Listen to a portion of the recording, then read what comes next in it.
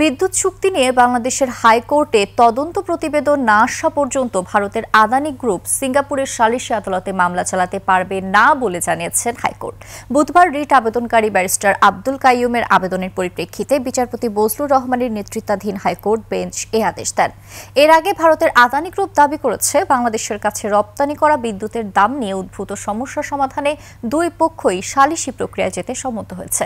তবে বাংলাদেশের সরকার জানিয়েছে, আলোচনা হলেও এখনও এই বিষয়ে কোনো সিদ্ধান্ত হয়নি। আদানি গ্রুপ বলছে, চুক্তি অনুযায়ী যে কোনো মতানৈক্য সমাধানে আন্তর্জাতিক সালিসি প্রক্রিয়াই একমাত্র পথ। বাংলাদেশ বিদ্যুৎ উন্নয়ন বোর্ডের কাছে পাওনা $20 কোটি নিয়েই মতানৈক্য হয়েছে। এই অঙ্কের অর্থ নিয়েই তারা সালিসিতে যেতে চাইছে। তারা জানিয়েছে, বিদ্যুৎ উন্নয়ন বোর্ড যে দাম দিতে সম্মত হয়েছে সেই অনুযায়ী নিয়মিত অর্থ তারা পেয়ে যাচ্ছে, কিন্তু পুরনো বকেয়া হিসাবে $13.5 কোটি এখনো পাওনা আছে। এই অর্থ 10 নভেম্বরের মধ্যে পরিশোধ করে দেওয়ার অনুরোধ জানিয়েছিল তারা।